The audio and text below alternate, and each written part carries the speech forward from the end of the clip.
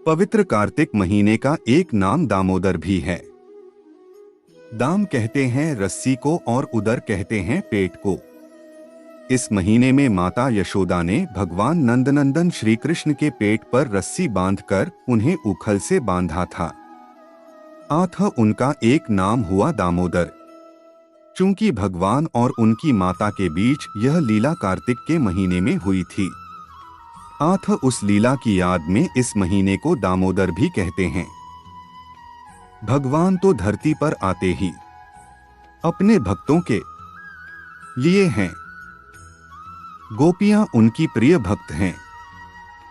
Bridge में सुबह सुबह जब गोपियां दही मंथन करती तो उन्हें कन्हैया की याद ही सताती। उनका यही भाव होता कि काश नंदलाल ये मक्खन दही खाता, उसके साथ हम खेलती। हमारे कहने पर वो छलिया नटखट नाचता और नन्हे नन्हे हाथों से मक्खन को पकड़ता। भक्तों की इच्छा को पूरा करने के लिए भगवान उनके यहाँ जाते, किंतु जब देखते कि दही मक्खन तो उनकी पहुंच से दूर ऊपर छींके पर रखा है तो अपने मित्रों के साथ उसको किसी प्रकार से लूटते। गोपियां इससे आनंदित तो होती, किंतु भगवान को तंग करने के लिए, उनको देखने के लिए किसी न किसी बहाने से यशोदा माता के यहाँ जाती और सारी बात भी बता आती।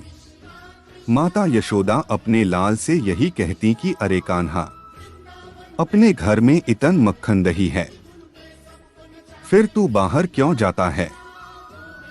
नंद बाबा के यहाँ 9 लाख गायें थी।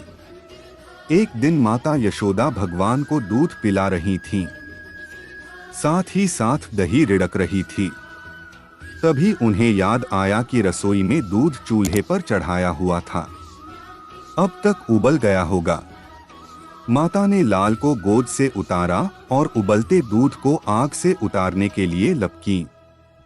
श्री कृष्ण ने रोषलीला प्रकट की और मन ही मन बोलने लगे कि मेरा पेट अभी भरा नहीं, और माता मुझे गोद से उतार कर रसोई में चली गई। बस फिर क्या था, भगवान ने सामने दही रखे हुए मिट्टी के बर्तन को धीरे से पत्थर मारकर तोड़ दिया, जिससे सारे कमरे में दही बिखर गया। परंतु इससे भी बालकृष्ण का गुस्सा शांत नहीं हुआ। उन्होंने कमरे में रखे सभी दूध और दही की मटकियों को तोड़ डाला। इसके बाद छींके पर रखे हुए मक्खन व दही के मटकों को तोड़ने के लिए एक ओखली के ऊपर चढ़ गए। श्री कृष्ण ओखली पर चढ़े ही थे कि कुछ बंदर उस कमरे में आ गए। उन बंदरों को देखकर श्री कृष्ण मुस्कुराते हुए मक्खन को बंदरों की ओर फेंकने लगे। साथ ही साथ चंचल निगाहों से दरवाजे की ओर भी देख रहे हैं कि कहीं माता तो नहीं आ गई। उधर यशोदा मैया जब दूध संभाल कर मुड़ी तो वे यह देखकर हैरान हो गईं कि दरवाजे में से दूध दही मक्खन बह रहा है।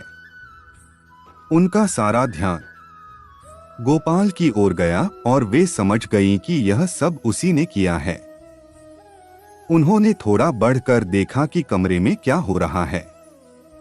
माता को लगा कि अगर मैं अचानक कमरे में गई तो लाला घबराकर भागेगा तो ओखली से कूदते समय उसको चोट लग सकती है।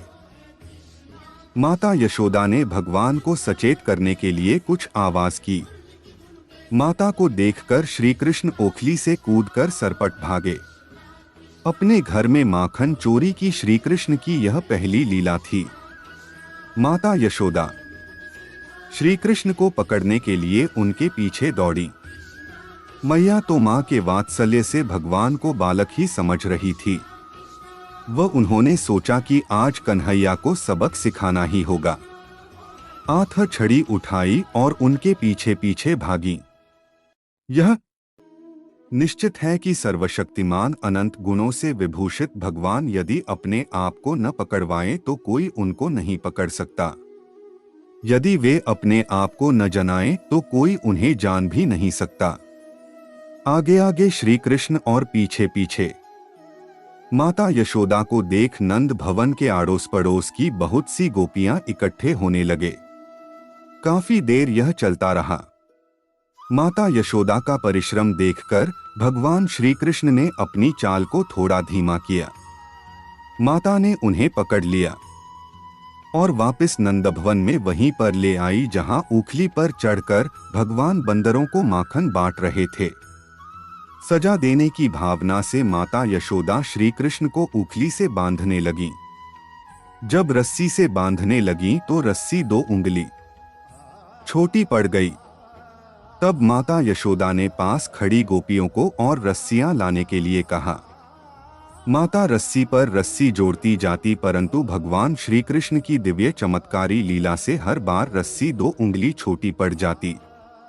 सारे गोकुल की रस्सियां आ गई, किंतु भगवान नहीं बंध पाए। रस्सी हमेशा 2 उंगली छोटी रही। भगवान ने अपनी इस लीला के माध्यम से हमें बताया कि वे छोटे से गोपाल के रूप में होते हुए भी अनंत हैं, साथ ही भक्त वत्सल भी हैं। अपनी वात्सल्य रस की भक्त माता यशोदा की इच्छा पूरी करने के लिए वे लीला पुरुषोत्तम जब बंधे तो पहली रस्सी से ही बंध गए। बाकी रस्सियों का ढेर यूं ही पड़ा रहा। इस लीला के बाद से ही भगवान श्री कृष्ण का एक नाम हो गया दामोदर। महान वैष्णव आचार्य श्री विश्वनाथ चक्रवर्ती ठाकुर श्रीमद् भागवत की टीका में हर बार रस्सी के 2 उंगल कम पड़ने का कारण बताते हैं।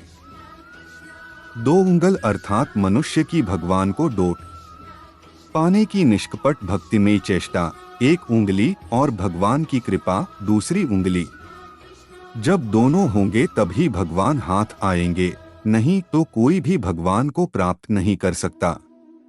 जय श्री कृष्ण।